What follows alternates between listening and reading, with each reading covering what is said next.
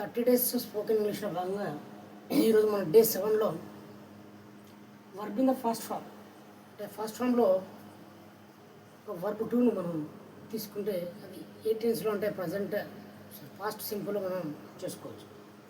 గతంలో చేసిన పని తెలుపుటకు మనం ఫాస్ట్ సింపుల్ యూజ్ చేసుకోవాలి. గతంలో జరిగిపోయిన పనులను మనం తెలుసుకు ఈరోజు మనం ఫాస్ట్ సింపుల్ ఏ విధంగా యూజ్ చేస్తారో చూద్దాం. సో ఫాస్ట్ సింపుల్ విషయానికి వస్తే మనకు తెలుసు సబ్జెక్టులు మీరు చెప్పిన ఐ వి దే ఈ షీట్ అన్నిటికీ వీటు ఉంటుంది ఆబ్జెక్ట్ ఉంటుంది. ఈ విధంగా యూజ్ చేయాలి.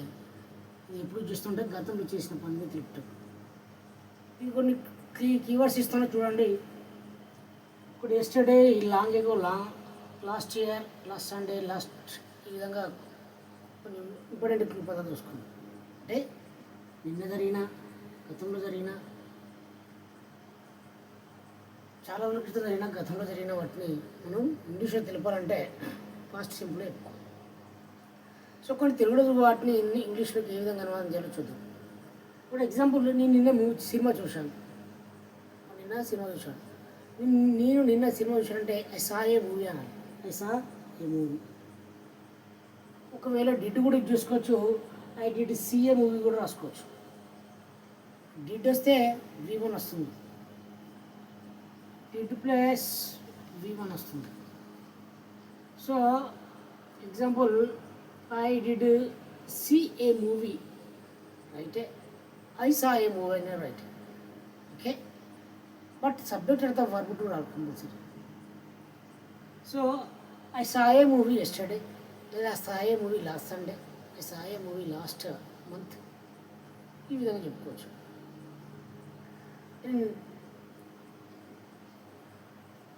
నేను సినిమా చూసానా, did I see a movie. నేను సినిమా చూడలేదు, డిడెంట్ సీ ఏ మూవీ. ఈ విధంగా చెప్పుకోవచ్చు.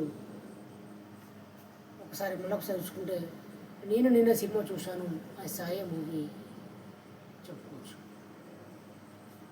సో రెండోది, ఆ ఎగ్జామ్ మేము రాశాను, ఆ పరీక్ష మేము రాశాను. రాసి కూడా అయిపోయింది. సో ఆ పరీక్ష మేము రాసాం, మేము వి రోడ్ ద ఎగ్జామ్. మేము పరీక్ష రాశామా, did we rode the exam. Sorry, did we write the exam. We didn't write the exam. మీ పరీక్ష రాయలేదు అంటే డిడెంట్ రైట్ ద ఎగ్జామ్. ఇప్పుడు ఒకసారి అబ్జర్వ్ చేసుకోండి. డిడ్ వచ్చినప్పుడు మనకి ఏం చెప్పిన ఆల్రెడీ మనకు ఇక్కడ V1 అనేది వస్తుంది. డిడ్ అది క్వశ్చన్లో వచ్చినా, నెగిటివ్ ఫామ్లో వచ్చినా, పక్కకు వచ్చే సబ్జెక్ట్ వర్బ్ అనేది మనకు V1గా రావాలి. అది గుర్తుంచుకోండి. మరొకసారి చూసుకుంటే, నేను నిన్న సినిమా చూసినట్టే ఐ సా ఏ మూవీ. నేను నిన్న సినిమా చూసినట్టే did I see a movie. నేను సినిమా చూడలేదంటే I didn't see a movie. V1 వచ్చింది, ఇక్కడ మాత్రం V2 వచ్చింది. గుర్తుంచుకోండి, అన్నిటికీ అదే ఫార్ములా ఉంటుంది. మేము నిన్న పరీక్ష రాసాము, we did write the exam last Sunday చెప్పుకోవచ్చు, ఎస్టర్డే చెప్పుకోవచ్చు. మేము పరీక్ష రాసామా, did we write the exam. మేము పరీక్ష రాయలేదు, we didn't write the exam. ఈ విధంగా గుర్తుంచుకోండి. నువ్వు నిన్న కారు తోలావు, you drove the car yesterday. నిన్న కారు తోలావా, did you drove the car, drive the car. నువ్వు కారు తోలా, you didn't drive the car. Okay, V1 use చేసుకోండి. నువ్వు కారు తోలావు నిన్న, you drove the car yesterday, you did drive the car yesterday. ఇదని గుర్తుంచుకోండి. డిడ్ వస్తే వర్బ్ 1 వస్తుంది. Did you drive the car, you didn't drive the car. Drive అక్కడ మాత్రం డ్రోవ్. డిడ్ వస్తే మాత్రం వర్బ్ 1 వస్తుంది, లేకపోతే వర్బ్ 2 తోటి సింగిల్ ఉంటుంది, past tense. Next, they passed the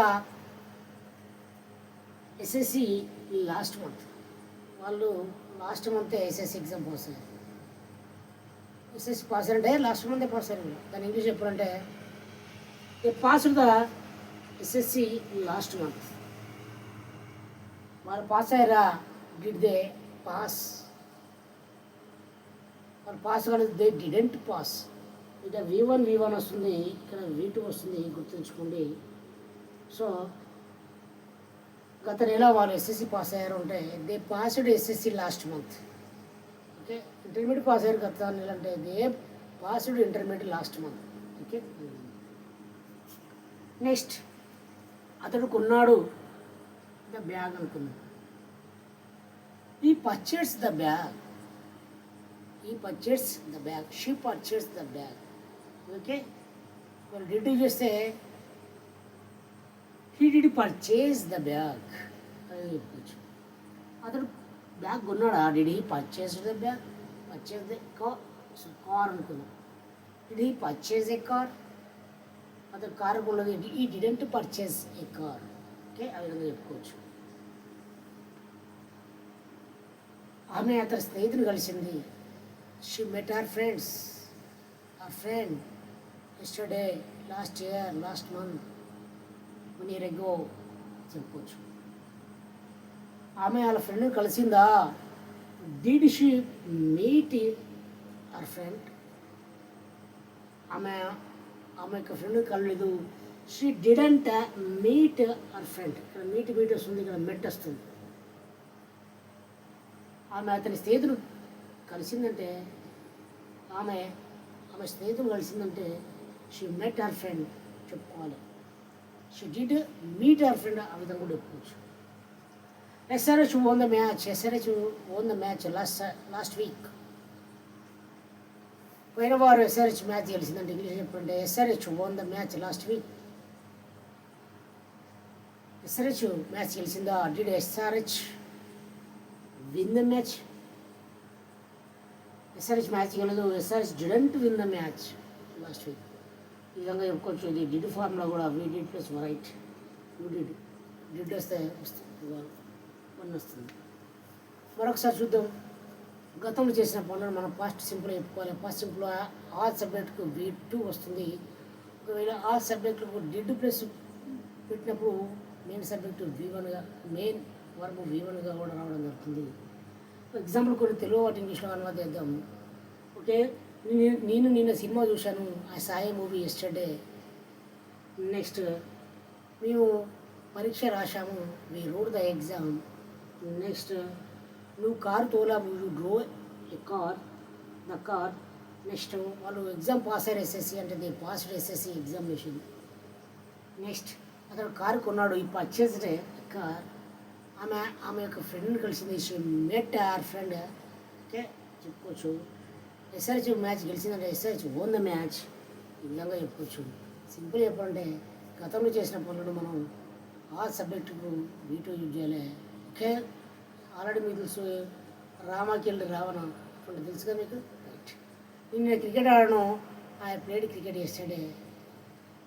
నేను అన్నం తిన్నాను 1 hour ago, గంట క్రితం. అంటే I ate food 1 hour ago. నేను 2 hours ago మంచిది తాగనంటే I drank water 2 hours ago. నేను ఎగ్జామ్ రాశాను అంటే I rode the exam. Okay, ఈ విధంగా చెప్పుకోవచ్చు. ఎన్ని ఎగ్జామ్లో తెలుగులో ఉన్నట్టు ఇంగ్లీష్లో గతంలో జరిగిన పైన వాళ్ళకి మన పాస్ సింపుల్లో చెప్పుకోవాలి. అర్థమైందా? Thank you. రేపు ఇంకో సెషన్తో వద్దాం. Okay, thank you.